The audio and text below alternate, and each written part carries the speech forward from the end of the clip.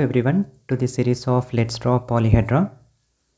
In this video, I'll show how to construct a polyhedra with 7 vertices, and also I'll be showing 3 different varieties for a polyhedra with 7 vertices. So let's begin with this polyhedra, the basic one being the pentagonal bipyramidal. The second geometry that I've chosen is a monocapped octahedra, and the third one being the monocapped trigonal prism. For the number of vertices 7, let's begin with a pentagonal bipyramidal one. For pentagonal bipyramidal one, altogether there are 7 vertices present in 3 planes. In the first plane, 1 vertex. In the second plane, there are 5 vertices, and in the third plane, there is 1 vertex. And these planes are considered with respect to the principal axis. That comes under the nomenclature. Well, the top vertex is joined with the second plane of vertices. Now I am showing the vertices that are joined in the pentagonal plane. And finally, in the third plane there is one more vertex, so let's join this vertex to the second plane of vertices. We are not going to count the number of edges because the polyhedra become complex, so we need not count the number of edges, but we can count the number of faces, and also we can analyze the point group. Right, now we can see that all are triangular faces in this polyhedra. This is, well, so all these are edges. Now if you look at the faces, this is one triangular face towards your right hand side, another triangular face towards your right hand side but little bit away. This is another triangular face, a fourth triangular face towards your left, and a fifth triangular face towards your left, and it is very close to you. In a similar way, these are the 5 triangular faces below. This is a pentagonal face that is embedded. Since it is embedded, it should not be considered as a face. So this gives altogether 5 triangular faces above, 5 triangular faces below. It is 10 triangular faces. The pentagonal face should not be considered. Only the exposed faces should be considered.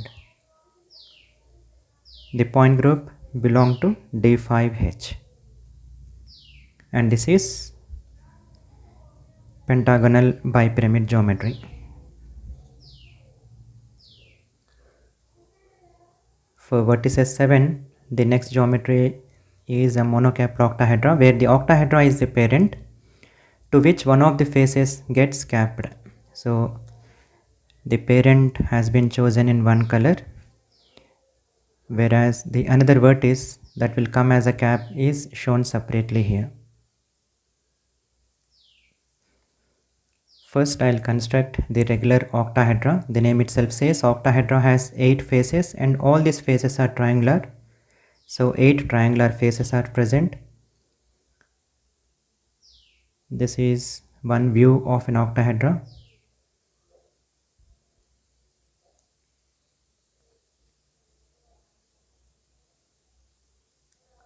Now let me choose one more view. This is a sideway view of an octahedra. First let me draw the parent octahedra, then I'll join the 7th vertex to one of the triangular faces of an octahedra. So as I join the 7th vertex to one of the triangular faces, that triangular face gets embedded, and hence it should not be counted in the faces. And a newly chosen vertex, as it is joined to one of the triangular faces, that will generate 3 new triangular faces. Right, this is the parent polyhedra. Now this is the extra 7th vertex. This 7th vertex will join to this triangular face, or in this case this triangular face. Let's join it. As I am joining it, it will generate 3 triangular faces.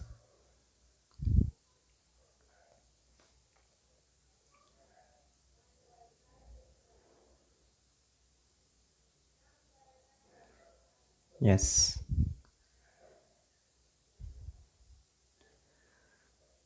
Now we have 8 triangular faces. All these are known, and this is generating new triangular faces. So this is embedded. Now this is one triangular face, a second triangular face, and a third triangular face that are newly generated. So octahedra has 8 faces, out of which 1 gets embedded. So only 7 plus 3 newly added faces makes it 10, and all these 10 are triangular faces. Monocapped octahedra has 10 triangular faces.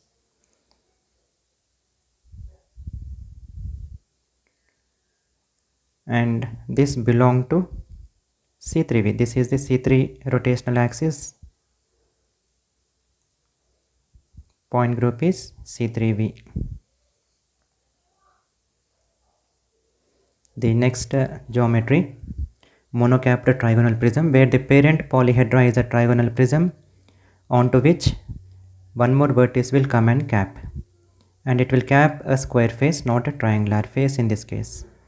So first let me start with the parent polyhedra, where the two triangles are to be drawn eclipsed to one another. This is one triangle, a second triangle is eclipsed to it. Then join the two triangles. So as the polyhedra is being constructed, one can see that there are two triangular faces, three square faces. Since the extra cap is onto a square face, that square face gets embedded, therefore it should not be counted. See, this is the square face that the extra vertex joins with. And this will generate 4 triangular faces altogether.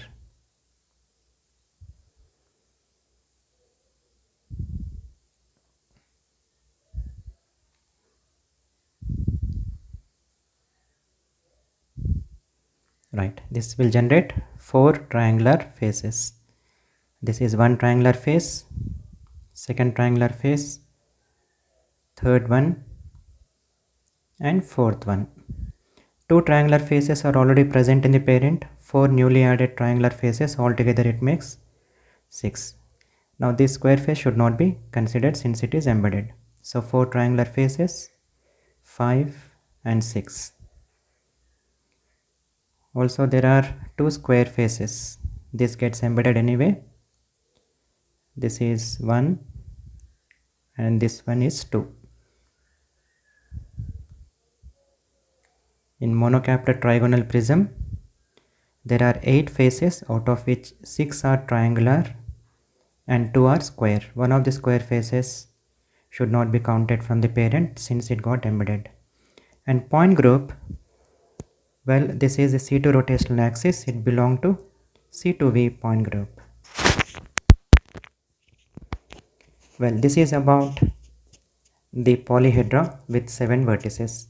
In my next video, I'll be choosing some other polyhedra with a higher number of vertices, and with number of vertices 8, we have many geometries.